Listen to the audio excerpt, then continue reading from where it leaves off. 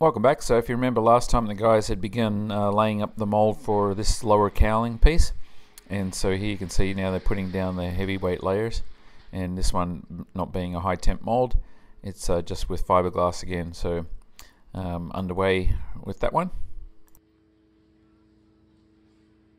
And this is that leading edge spar for the foreplane, the mold for that now released from the plug, and you see it just needs to be cleaned up and trimmed off there, and they've already marked the line where it's going to be cut. And there's the lower cowling one now completed and with peel ply on there, so that one now once that's all cured up can begin getting the bracing put on it. And back on the door locks, you may remember that last time I was bedding in these stainless steel little strike plates for the hooks, and you see I've got those in now, but also cut like these little sections out of some flat stock carbon fiber, and bonded those in also with the foam that sort of builds up the platform that we're going to lay up over to create the other side of the receiver there. So you can see that's kind of how that looks now. And Devon got to work on Monday afternoon and trimmed off that mold that I just showed you just earlier. So that one is all completed now, and I think that's going to be getting some sort of bracing on it, although I'm not exactly sure what. And Jeff is busy now prepping the strake tanks. So these are the different ribs for inside, or the baffles if you want to call it that. And so he's cut out the little mouse hole openings at the top and the bottom, and we've basically sealed up the little gap that was in there after being cut out with some resin and micro mix, resin and flux mix with a little bit of Cabasil mixed in, so they're sort of sealed again. And he's also working on putting in the tank connections there. So this is one of the outlet lines for the back of the tank, and that one I believe is the one for the left hand side.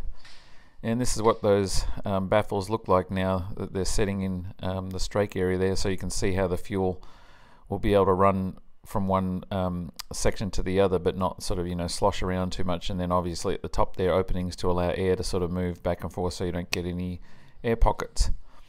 And this is what it looks like now with the skin just sort of test fitted on the top there, so actually starting to come together and really look like something now, even though that's just a strake. It's kind of neat to see another sort of finished piece fitted on the aircraft there. And as you can see there from before, the filler or the filler opening up on the top there that was done a while ago. And on the other side, Jeff's just in the process of fitting the back wall of the tank there, which sort of sits over the wheel well opening there a little bit.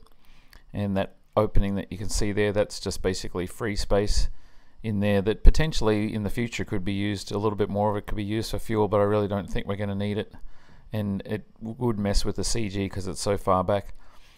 So anyway, here's this one now. So Devon's been working on creating the bracing for this, so it's just a bunch of foam to sort of create a nice framework around there, and then they'll hot wire it off at the top later on. But as you can see, by the end of the day, he's pretty much got it done there, just finishing off the last little bit. And then, as I said, it just needs the hot wire to cut the top off. And Zach's been staying busy. Yesterday he was cutting fabric, and today he's been sanding on this plug for the main spar here. Try and get that one finished in wax so I can get the mold laid up. And here's a bit of a sneak peek on what's happening with the rotor pedal design. So this is just part of what we actually have. Most of it's actually been done, and I've sort of been picking things out of Mark's design and just making some changes to suit how things are going to be easier to build. So here's the hangers there that the pedals are going to be attached to. I haven't shown the pedals yet. There's going to be a bit of a surprise that I'm saving for later. And there's the rod that they pivot around, and the brake cylinders will be behind those hidden and in line with those hangers themselves. And the pedals are adjustable using these quadrants there. That's the quadrant I got highlighted. So there's about 10 inches of travel in there that you can move them back, for people with longer legs. And most of this is going to be out of either aluminum channel or C-channel or square rectangle tube, or 4130, like those quadrants are out of 4130 steel. And back there is a little bit of a bell crank there that's going to hook up the connections between these pedals and the actual pass-through that goes through the keel and runs out the cables down to the rudders. But anyway, you'll see more on that later. I just wanted to give you a bit of a sneak preview.